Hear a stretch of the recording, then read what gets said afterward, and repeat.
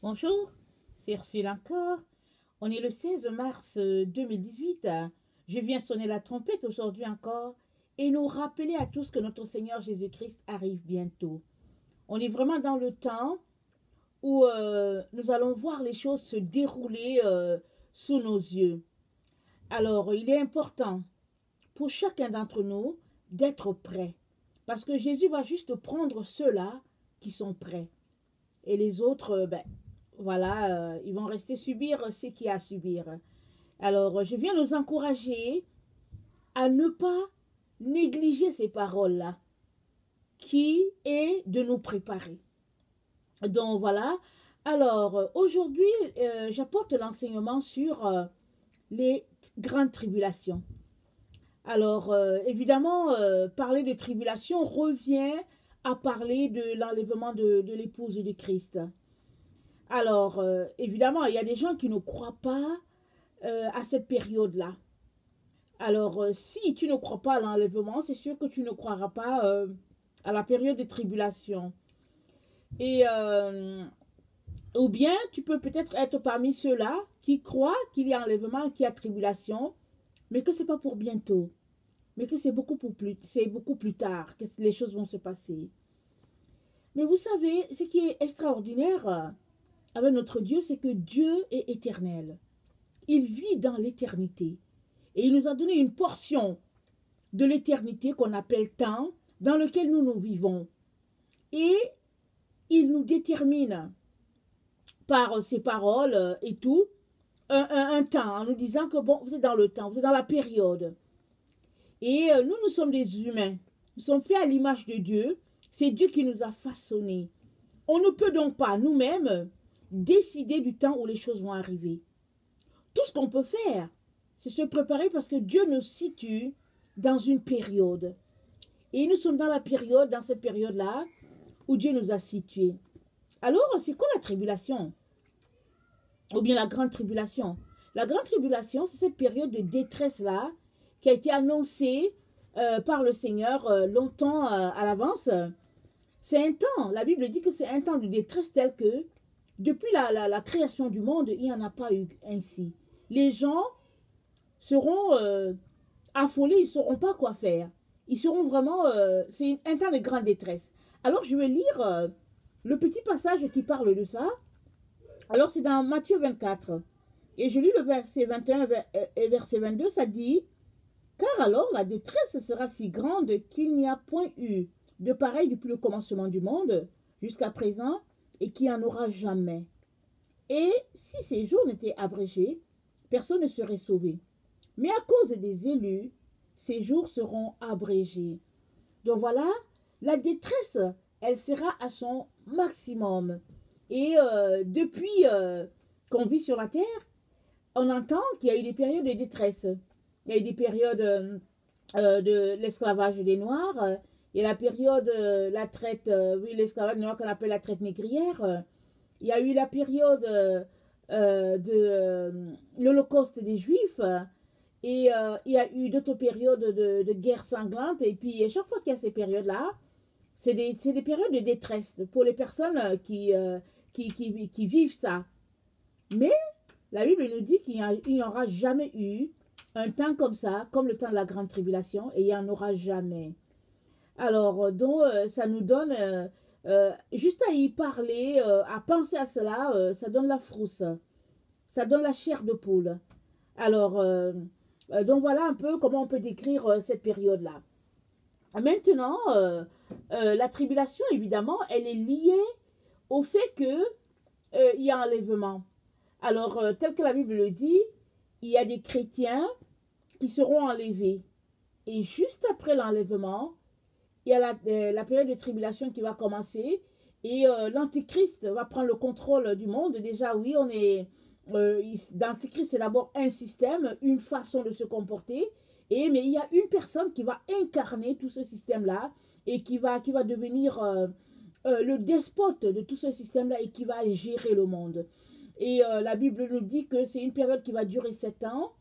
Il y aura la période des tribulations et après la période des très grandes tribulations où l'Antichrist, pendant 3 ans et demi, va régner Et la Bible nous dit que il va tâcher de changer les temps et il va essayer de changer tout ça et vraiment, il va même aller s'asseoir dans le temple de l'Éternel et puis se faisant passer lui-même pour Dieu. Il va demander aux gens de l'adorer et tout, ce serait une détresse telle que il va maltraiter les chrétiens et il va les faire passer au fer.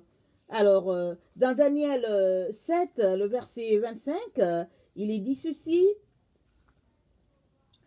il prononcera des paroles contre le Très-Haut, il opprimera les saints du Très-Haut et il espérera changer les temps et la loi, et les saints seront livrés entre ses mains pendant un temps, des temps et la moitié d'un temps. Alors, et puis viendra le jugement. Donc, voilà, ça c'est à peu près une période de 3 ans et demi. Alors, c'est dans ce temps-là de très grande tribulation. Et on vient de le lire, c'est dit que les saints seront livrés entre ses mains. C'est ça que c'est dit. Et les saints ici, c'est qui? Il y a certains chrétiens qui disent que c'est tous les chrétiens. Que tous les chrétiens seront livrés entre les mains de l'Antichrist. Et moi, je pense que ce n'est pas tous les chrétiens. Je vais vous dire pourquoi. Parce que Dieu est un Dieu juste. Et depuis qu'il est en train d'annoncer à ses enfants, depuis que Jésus était sur la terre, il a dit, préparez-vous. Il nous a laissé des consignes. Et dans ce temps où nous sommes, il y a des gens que Dieu pousse à annoncer aux gens, préparez-vous, préparez-vous, préparez-vous. Évidemment, il y en a qui se préparent, il y a d'autres qui ne se préparent pas et qui entendent parler et puis qui disent que bon, on n'a rien qui nous prouve vraiment qu'on est dans le temps. Alors, comme Dieu est un Dieu juste et est un Dieu qui récompense aussi, alors Dieu va mettre certaines personnes en sécurité. Ceux-là qui auront obéi, ceux-là qui auront compris qu'on est vraiment dans le temps et puis il ne faut pas s'amuser, ceux-là qui auront laissé de côté la vie du monde, qui se seront complètement sacrifiés, consacrés à leur Dieu et qui se seront aussi mis à annoncer aussi aux autres qu'il faut se préparer, ceux-là, le Seigneur va les mettre à l'abri. C'est pourquoi je pense qu'il y aura enlèvement. Parce que s'il y a un groupe qui croit qu'il y a enlèvement, il se prépare. Et il y a un autre qui croit aussi qu'il y a un enlèvement et qui ne se prépare pas, qui dit non, on va tous vivre la même chose. Et s'il y a deux groupes distincts et qui se comportent de façon distincte, mais que Dieu à qui Dieu accorde la même sentence, il y a quelque chose qui ne va pas. Alors, je pense sérieusement que Dieu mettra tous ceux-là qui auront cru en sa protection, Dieu va les mettre en sécurité. Et les autres qui se seront amusés, se disant que Dieu est bon et qui va les garder, ceux-là vont vivre ces moments très difficiles. Alors, je nous encourage vraiment à prendre en considération les paroles du Seigneur, les avertissements du Seigneur nous demandant de nous préparer. Et dans Malachie 3, le verset 16 au verset 17, il est dit ceci: alors, ceux qui craignent l'Éternel se parlèrent l'un à l'autre. L'Éternel fut attentif et il écouta. Et un livre de souvenirs lui fut écrit devant lui. Pour ceux qui craignent l'Éternel et qui honorent son nom, ils seront à moi, dit l'Éternel des armées. Ils m'appartiendront. Au jour que je prépare, j'aurai compassion d'eux, comme un homme a compassion de son fils qui le sert. Alors ce passage-là me montre vraiment qu'il y a des gens dont Dieu aura compassion. Ceux-là qui seront vraiment attentifs aux avertissements du Seigneur et qui auront crié à l'Éternel en disant « Oh, je ne veux pas passer par là, je pense que c'est mieux que je range ma vie. » Ceux-là, Dieu aura compassion, il aura pitié. Parce que c'est un moment de détresse annoncé depuis. Même Joël l'annonce c'est un moment terrible. Mais Dieu va accorder la grâce à un groupe, ceux-là qui ont cru qu'ils seront enlevés. Maintenant, même dans la tribulation, il y aura des gens qui seront sauvés. Oui, la grâce de Dieu est telle que les gens seront sauvés pendant la tribulation, mais ce sera dans la détresse. Ce sera des moments très très difficiles. C'est pour cela que le Seigneur nous demande de nous préparer parce qu'il ne veut pas qu'on passe par la tribulation. Néanmoins, il y a des gens qui vont passer par là. Parce que le monde est ainsi fait, les hommes sont ainsi faits. Il y en a qui écoutent, qui disent, bon, je vais me ranger. Il y a d'autres qui écoutent, qui disent que, bon, c'est du bluff. Alors, j'aimerais ça qu'on lise Apocalypse 13, le verset 7 et 10. Ça dit ceci. Excusez-moi.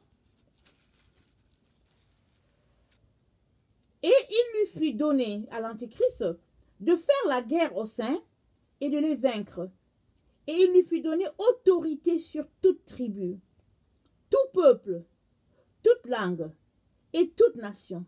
Et tous les habitants de la terre l'adoreront. Ceux dont le nom n'a pas été écrit dès la fondation du monde dans le livre de vie de l'agneau qui a été immolé. Si quelqu'un a des oreilles, qu'il entende. Si quelqu'un mène en captivité, il ira en captivité. Si quelqu'un tue par l'épée, il faut qu'il soit tué par l'épée. C'est ici la persévérance et la foi des saints. Donc voilà. Ça dit que on est dans le temps où nous exprimons notre foi. Alors si tu as foi qu'il y aura enlèvement et qu'on est dans le temps où il faut se préparer, alors tu vas te préparer. Parce que c'est une question de foi. Mais si tu n'as pas foi, tu vas juste dire, oui, je suis un enfant de Dieu, j'aime Dieu, et je ne pense pas que Jésus-Christ va venir et me laisser. Et tu vas continuer de mener ta vie comme tu l'entends. Parce que bon, tu es un chrétien, entre guillemets, correct, alors tu ne vois pas qu'est-ce que tu peux changer en toi, et tu vas continuer de mener ta vie comme ça. Et quand Jésus-Christ viendra, je suis désolée de te dire que tu vas rester. Parce que on n'est pas dans un temps où il faut être des chrétiens médiocres. On est dans un temps où on doit tout simplement s'humilier devant notre Dieu, supplier le trône, mener une vie de repentance et lui dire d'avoir pitié, d'avoir compassion de nous, de nos familles, afin que nous puissions échapper à ces moments terribles qui ont été annoncés. Et nous sommes la génération qui avons été choisie pour passer par ces moments-là. Il y a des gens qui sont passés avant nous, au XIIIe, XIVe siècle, au XVIIIe siècle. Mais nous sommes la génération du XXe et du XXIe siècle. Et on est appelé à passer par là, avec nos enfants. Alors quand tu sais qu'il y a un danger qui arrive, qu'est-ce que tu fais? Tu te mets à courir, ou bien tu t'arrêtes, tu dis je vais affronter le danger. Alors, il y a un groupe qui est en train de courir, c'est ceux-là qui viennent se réfugier sous au pied de leur Seigneur. Ils disent, Seigneur, c'est trop dur, je ne veux pas passer par là. S'il te plaît, je peux venir m'asseoir ici et puis aide-moi. Il y a d'autres qui disent, non, moi, vraiment, je comprends qu'il y a la tribulation et je vais l'affronter. S'il y a quelque chose qui arrive, je vais l'affronter. Et alors, ceux-là, bon, leurs préparatifs sont très maigres. Et ils y vont vraiment de façon timide. Parce qu'ils se disent que, bon, ils ne veulent pas perdre les deux côtés. Mais je suis là pour vous encourager. Pour vous dire que ce n'est pas une question de perdre ou de gagner. C'est une question d'obéir, d'entendre la voix de Dieu et de décider d'obéir. Et l'obéissance, ça n'a jamais été facile. Dieu dit que il prend plaisir à l'obéissance et non au sacrifice. Il dit parce que la désobéissance, elle est aussi coupable que la divination et les téraphins. Parce que, au fait, obéir, c'est l'une des choses les plus difficiles. Parce que Dieu nous a donné une volonté. Et la volonté, on l'exerce ici sur la terre. Ce n'est pas au ciel qu'on va exercer la volonté, ou bien ce n'est pas en enfer. Il nous a dotés tous d'une volonté pour que nous puissions l'exercer. Au ciel, on sera dans la présence de Dieu. Et c'est sûr que, bon, on sera tellement content qu'un d'eux, bon, en tout cas, je ne sais pas comment est le ciel. Mais ici sur la terre, On a notre volonté qui est là, qui est souvent en opposition avec ce que Dieu veut. Et ton obéissance va prouver que tu as soumis ta volonté à celle de Dieu ou pas. Et c'est ici qu'on a besoin d'exercer notre volonté. Mais si tu penses que, bon, tu peux gérer la situation, alors tu vas tout simplement vivre comme tu veux l'entendre. Et malheureusement, tu risques d'être surpris par ces moments de grande tribulation qui sont bientôt à nos portes. Parce que, bon, qu'est-ce qui marque la tribulation? C'est le départ d'un groupe. Dont j'ai déjà entendu plusieurs personnes dire que il n'y aura pas de tribulation, il n'y aura pas d'enlèvement. Tout le monde va vivre ainsi jusqu'à la résurrection des morts. Il y a d'autres qui disent que bon, tout ça, Dieu est amour et puis bon, voilà, tout le monde va mourir. Moi, j'ai déjà entendu les gens qui ont dit que non, il n'y aura même pas de tribulation, il n'y aura même pas enlèvement, tout le monde va mourir. Tout le monde va mourir, mais ceux-là qui ne seront pas morts, eux, ils vont passer par la tribulation, mais les chrétiens vont mourir. Non, chacun a toutes sortes de théories. Mais il ne s'agit pas de se baser sur la théorie des autres, mais il s'agit d'aller lire la Bible et de voir ce que la Bible dit. Qu'est-ce qui est vrai? Parce que la Bible dit que vous connaîtrez la vérité et la vérité vous affranchira. Alors si on veut être libéré, il est important qu'on marche selon la vérité. Qu'on entende d'abord la vérité et qu'on décide de marcher selon elle. Et moi, je vais nous encourager vraiment à vivre selon cette vérité-là parce que les temps fixés par Dieu vont toujours finir par arriver. Parce que Dieu, il est le maître des temps, il est le maître des circonstances. Alors, ce n'est pas nous qui décidons, c'est lui qui décide de ce qu'il veut faire. Et Dieu a décidé qu'il y a un temps de détresse qui va venir sur la terre et l'humanité va passer par là. Et puis ce temps-là va marquer, va correspondre avec la venue du Seigneur. Et aussi, quand les chrétiens seront enlevés, ça sera aussi un signe pour Israël, parce que Israël, depuis longtemps, n'a pas encore reconnu son Messie. De toutes les manières, quand Jésus est venu, il a vécu sur la terre, ils l'ont rejeté. Et Israël attend un Messie, mais ce n'est pas Jésus-Christ de Nazareth. Ce n'est pas Yeshua HaMashiach qu'ils sont en train d'attendre, ils attendent un autre Messie. Alors, donc, quand les chrétiens seront enlevés, et puis aussi les Juifs qui sont devenus aussi chrétiens, alors il y a quelque chose qui va se passer. Ils vont reconnaître un autre Messie, qui est effectivement l'Antéchrist. Mais quand il va rompre l'alliance qu'il a fait avec eux, là, leurs yeux vont s'ouvrir et ils vont se rendre compte que, oups, il y a quelque chose qui ne va pas ici. Et la détresse sera telle que c'est là qu'ils vont commencer à crier à Dieu pour dire, Seigneur, est-ce que tu nous as abandonnés? Et tout, ils vont commencer à chercher leur Messie. Et Jésus-Christ va venir. Il va venir, il va poser les pieds sur le mont en Israël et il va poser les pieds avec tous ceux-là qui avaient été enlevés. Ils vont venir et c'est là qu'il y aura la guerre et il y aura la grande délivrance d'Israël. Et c'est pourquoi dans Jérémie 30, le verset 7 à 8, je lis s'il vous plaît, c'est dit: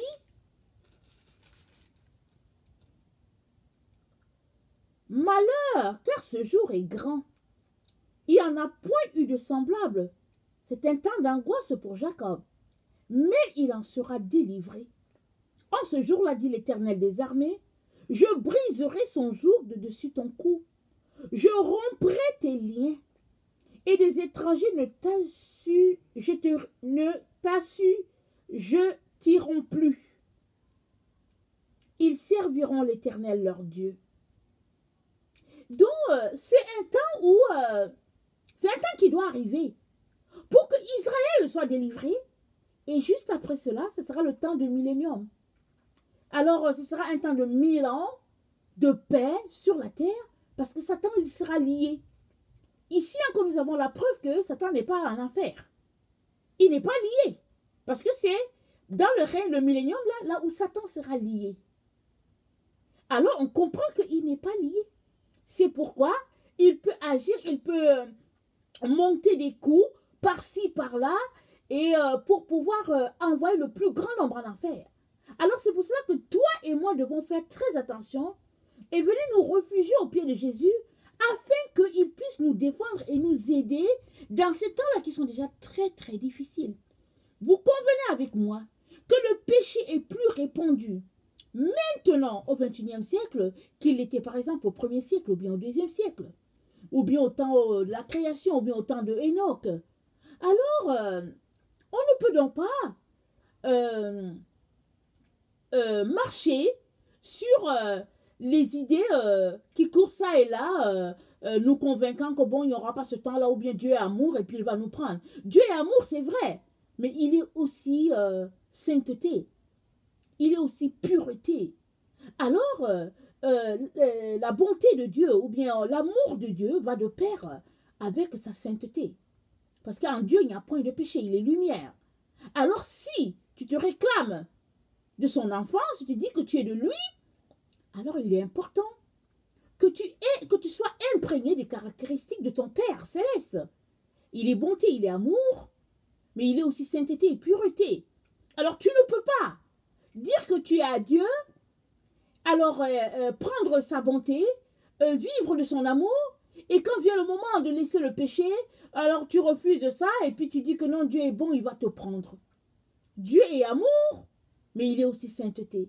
La Bible dit chercher la paix et la sainteté sans laquelle nul ne verra Dieu. Alors, il est donc important pour chacun d'entre nous de s'arrêter et de dire, d'appeler Dieu au secours et de lui dire, Seigneur, je ne veux pas vivre les mois de grande tribulation. Mais si toi tu penses que c'est une affaire comme aller à la guerre ou bien aller lutter avec le taureau, alors tu risques d'être pris à ton propre piège.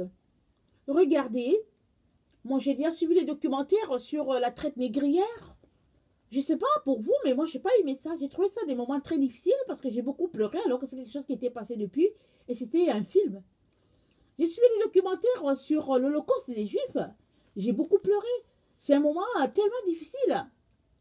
Et vous savez, c'est arrivé. Mais il n'y a eu personne qui a pu empêcher ça. Pensez-vous que quelqu'un va empêcher la tribulation? Moi, j'ai entendu des gens dire que quand ça va chauffer, ça sera tellement difficile en Occident, au moment des grandes tribulations, qu'ils vont fuir pour aller en Afrique. N'oubliez pas, les rois africains, c'est eux qui ont livré leurs frères. Ils vont vous livrer parce qu'ils veulent la gloire des hommes. Pensez-vous qu'ils vont vous protéger? Non. Et si vous fuyez pour aller dans la forêt, il y a les lions là-bas, ils vont vous manger. C'est-à-dire que ce sera un moment de détresse sur la terre. Alors, regardez qu'est-ce qui se passe sur la terre. Regardez, il n'y a pas longtemps, il y a peut-être 4 ou 5, je ne sais pas, 5 ou 6 ans peut-être, ou bien même 8 ans, je ne me rappelle plus. Il y a le président Gbagbo qui a été lynché, et puis il n'y a personne qui est venu le défendre. Tous les autres qui étaient ses confrères, chacun allait se cacher. Il n'y a personne qui est venu le défendre. Pourquoi je prends ces exemples-là? C'est pour vous dire de vous arrêter et puis de raisonner un peu. Pensez-vous qu'il y a quelqu'un qui va vous défendre? Non! Tout le monde va marcher au rythme de l'Antichrist. Et si toi tu es un président, tu ne livres pas les gens, l'Antichrist va venir te couper la tête. Et en ce temps-là, les seules personnes qui sont capables de tenir, ce sont les 144 000. Parce que si nous lisons bien dans la Bible, ce sont des gens qui sont dotés d'un certain pouvoir. J'aimerais qu'on lise Apocalypse. Je pense que c'est Apocalypse 9. Alors, je ne veux pas me tromper. Oui, Apocalypse 9, le verset 4 à 6. On va lire ça.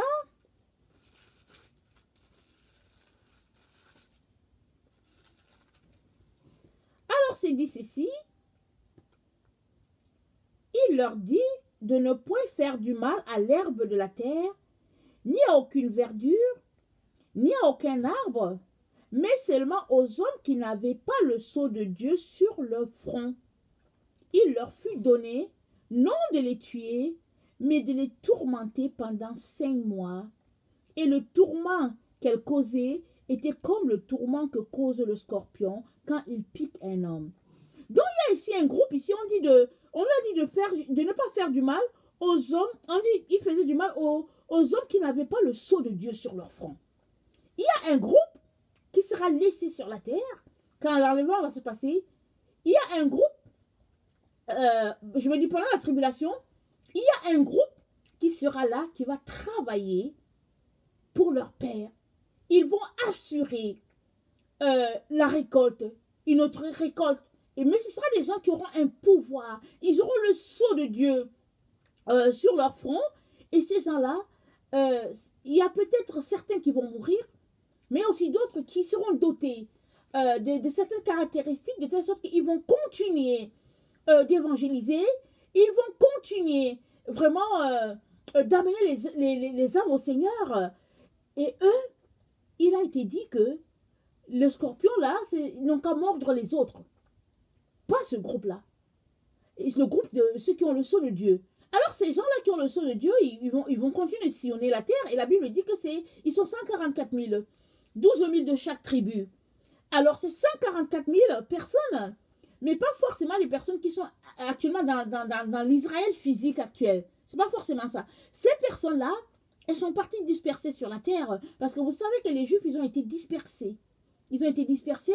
Et puis ces 144 000-là, si quelqu'un fait partie des 144 000, c'est sûr et certain que Dieu ne manquera pas de lui donner de quelle tribu il vient. La tribu comment on appelle ça, de Issachar, de Judas, Benjamin, et puis bon, je ne peux pas tous les citer, Nephtali, bon voilà, la liste est longue, je n'ai pas ça sous mes yeux, et il y aura 12 000 de chaque tribu, et ils vont faire le travail sur la terre. Alors il est donc important, si vraiment tu n'es pas parmi les 144 000, ou bien si tu n'as pas été choisi parmi les 144 000, moi je te conseille tout simplement de faire tout pour faire partie de l'enlèvement. Ne te laisse pas tromper par des théories par-ci, par-là, disant qu'il n'y aura pas d'enlèvement.